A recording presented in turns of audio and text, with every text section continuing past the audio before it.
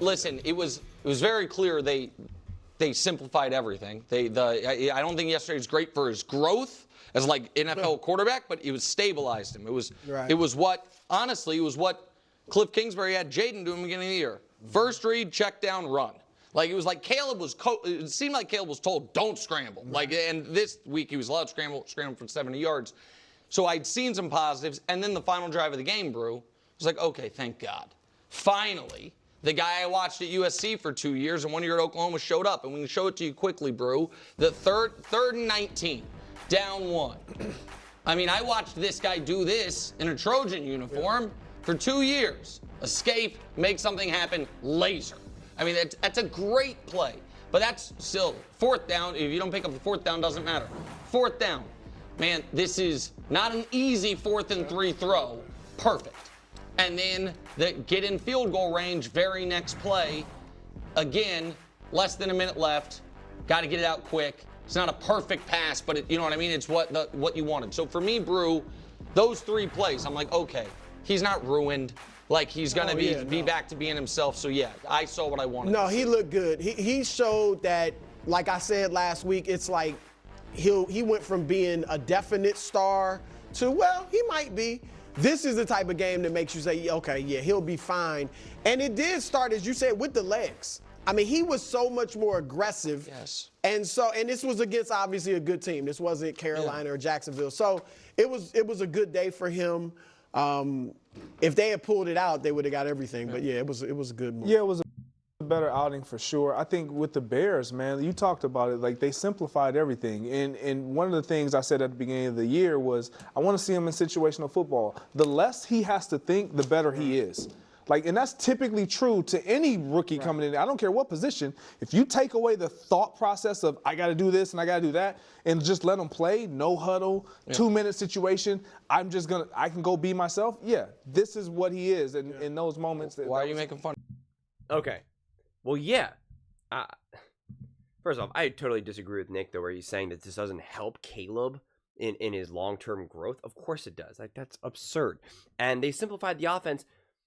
Greg Cosell talked about this on the Herd. That's the job of every offensive coordinator for every quarterback out there, no matter who you are, rookie quarterback or Hall of Fame seasoned veteran. That is the job of a coordinator, to simplify the offense, to make things very clear and defined, okay? And then when things aren't going according to plan, then you hope that your quarterback is special to be able to take over, right? That's what happens. But to constantly rely on that, that's when you get into trouble.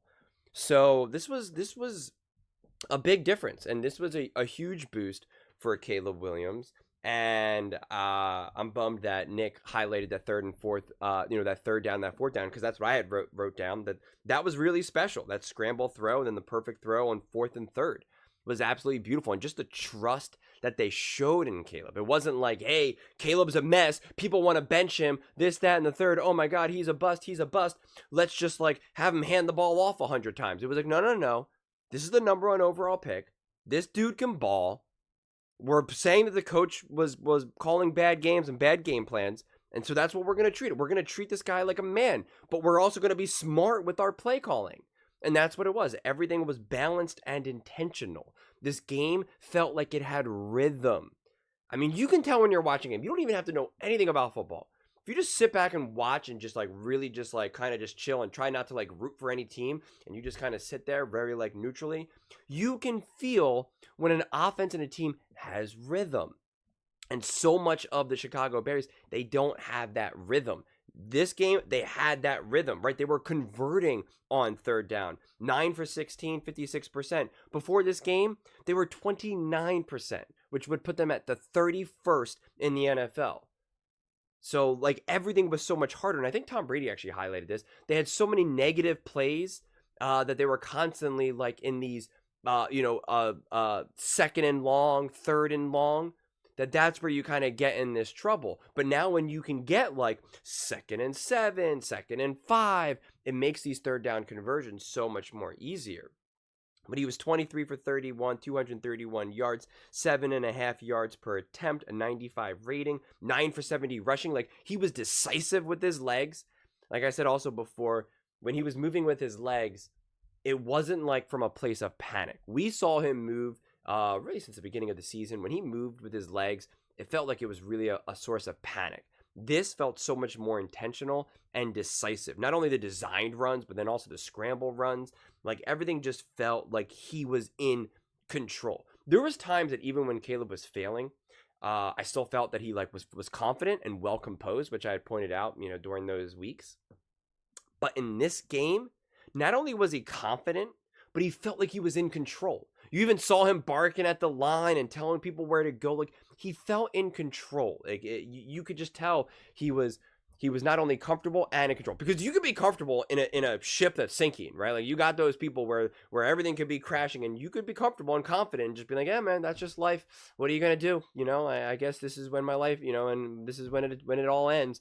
And like you got people like that. I'm not one of those people, but you got people like that. And in a way, that's what it felt like Caleb was doing throughout this season, where it was like, he wasn't panicking, but he was also kind of like, all right, this is a sinking ship. Like, what do I do here? Which I think is actually kind of good, because you have people that really crash and burn and crumble, and he did not. Because people tried to say that he's this super emotional guy, and yet that was the time for him to collapse. That was the time for him to break. That was the time for him to take to social media and start barking at people and have a moment on the sideline where he's yelling at the OC or whatever it may be. And we didn't have any of that. So all those people that said that Caleb Williams is emotional and this or that, like, clearly not. Clearly he's actually very grounded.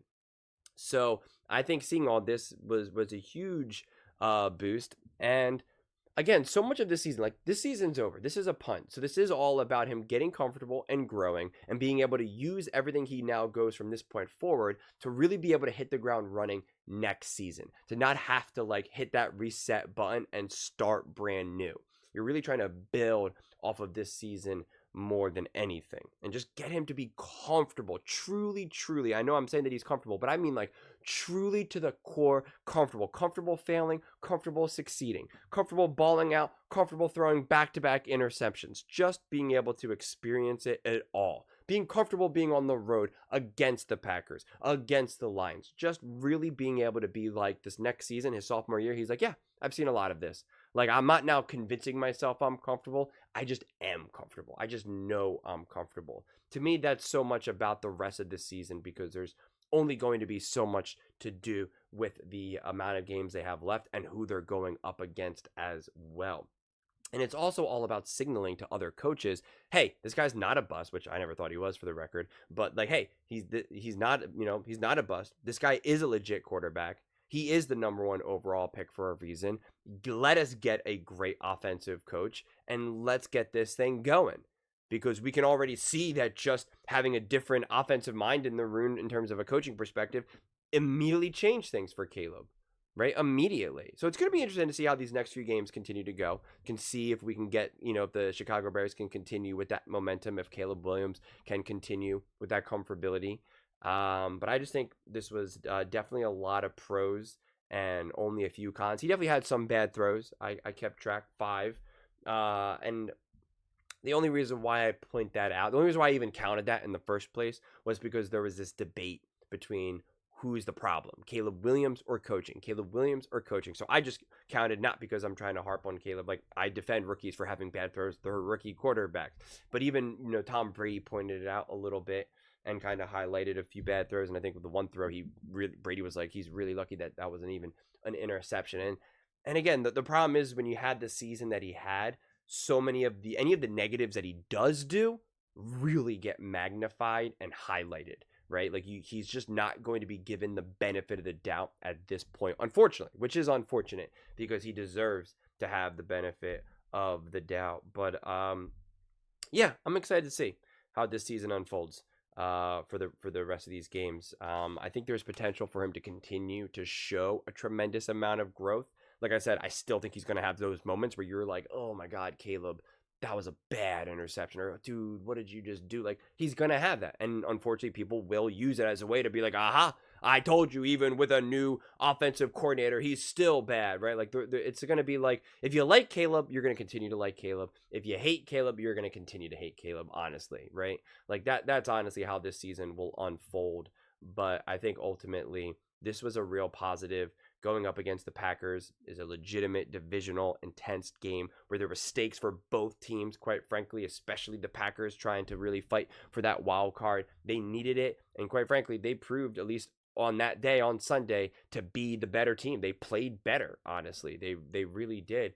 And so to not be able to come away with a win is definitely unfortunate, but, you know, such is life sometimes. But those are just my thoughts. I'd absolutely love to hear yours. What do you guys all think about Caleb Williams? Were you impressed with this game against the Packers, or do you think it's still kind of, you know, a lot of trouble ahead for the Chicago Bears and Caleb Williams? Let me know in the comments below. I read every single comment, so whether you agree with me or disagree with me, either way, let's get in some discussions. Let's get in some fights. But ultimately, let's just have some fun. And please do consider subscribing. We are building an amazing community here, and I'd absolutely love to see you part of it. I want to build something that we all genuinely feel connected to, something that we're really excited to be part of. I think we're well on our way to doing it. And please don't forget to give this video a thumbs up, as it really does help with the visibility and the algorithm. Thank you so much. See you next time.